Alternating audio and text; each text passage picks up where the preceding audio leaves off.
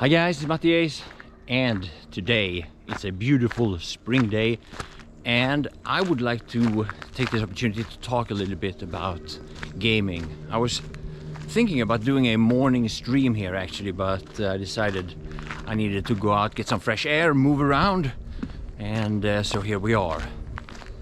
Now, lately we've had a lot of discussions about where is gaming going, what's going to happen. What is there to look forward to?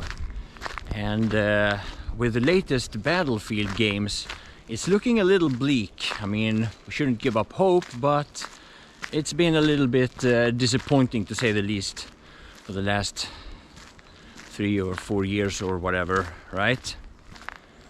What I've been doing, and I know most of you guys know that, I've been looking at crypto games, or they call them Web3 games now. These games, they used to be called play-to-earn games. They decided to kind of change that name or that label because play-to-earn games, it kind of implements that people play the game for the sake of earning cryptocurrency in order to make money rather than actually enjoying the game. And if you look at the majority of these games, that is a pretty accurate statement actually. But yeah, of course, making these games, so the developers of these games, of course, they don't want to hear any of that, so they changed it. We've heard a couple of different labels actually. It's been kind of interesting. They changed to play and earn, play and own, because it's NFTs, you know, you can own them on the blockchain, all that stuff. And we have had lately, I think, Web3 games is the normal label. If you don't know what Web3 is, it's basically, well, you need to understand it from the earlier versions of the internet. Web 1 was when the only thing you could do on the internet was to see something that somebody else put up there, right? You could read a vlog or watch some pictures or something like that. Web 2 was the ability to interact with web browsers and interact with the internet.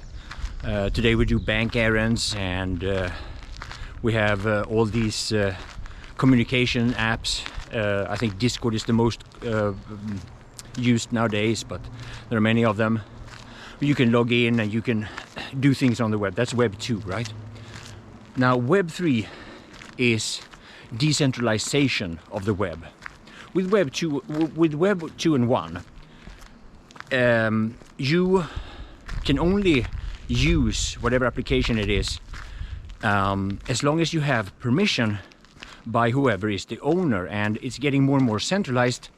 There used to be a saying that nobody can own the internet, but the fact is that's not really true, because you can easily be shut down from basically anything on the internet, or completely be shut down from the internet by your internet provider.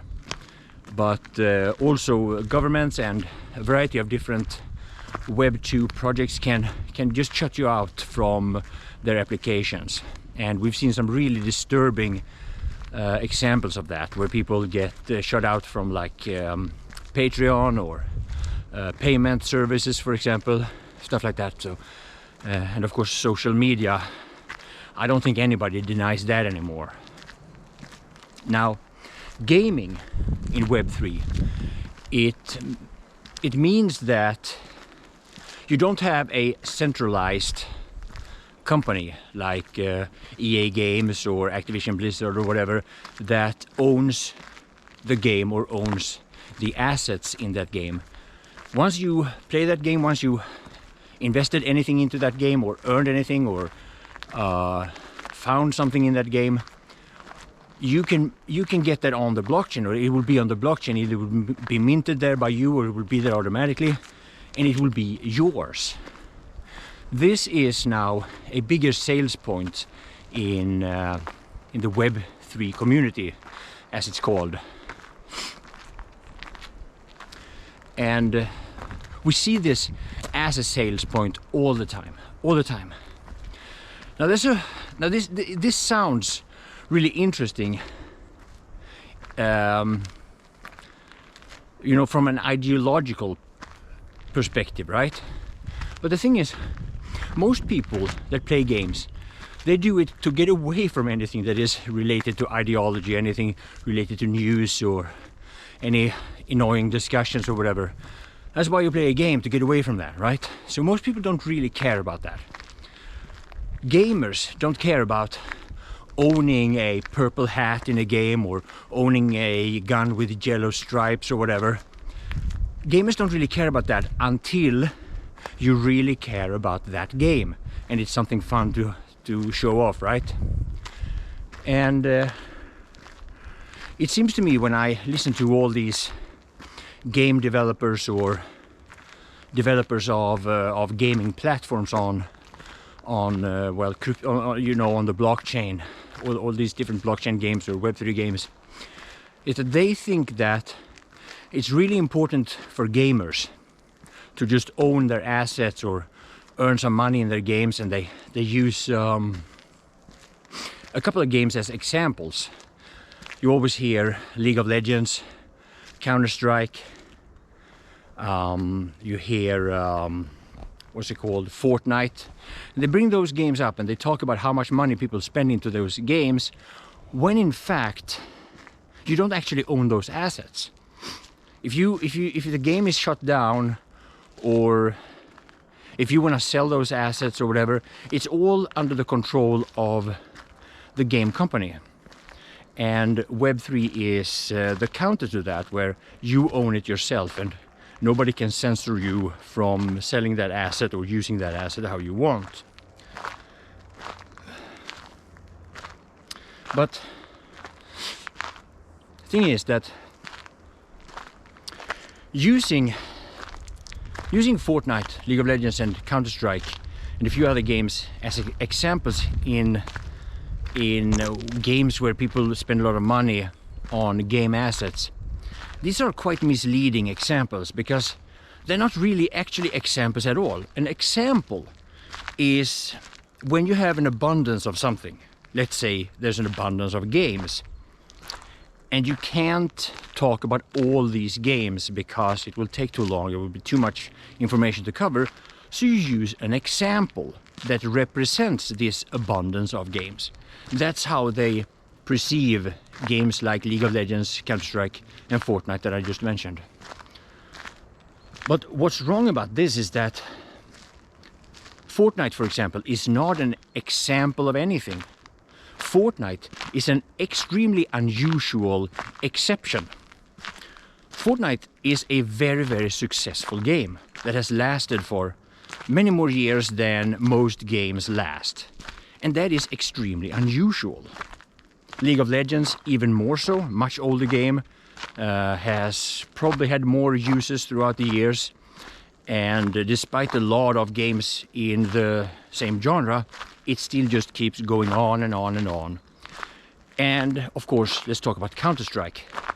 Now, I was just watching a stream of Counter-Strike 2. Actually, I didn't even know about it, but there's a new version of Counter-Strike. And the funny thing is, it basically looked the same. I mean, the graphics was better, and of course if you paid attention to details it was different, but it was the same old map that I saw long before CSGO was released. And when the streamer was playing the game, he was even talking about the strategy. I was like, yeah, I can't really rely on my teammates because I don't know if they know the standard strategies. Like, standard strategy, you're playing a beta game. This game is in beta, and he's talking about standard strategies. That's because it's the same game as Global Offensive. It's just the same game. So anyway, what this represents is how, or what I'm trying to say here is how unusual it is with good games. I think there's a lot of people that misunderstand that there is like this massive big abyss between games and good games.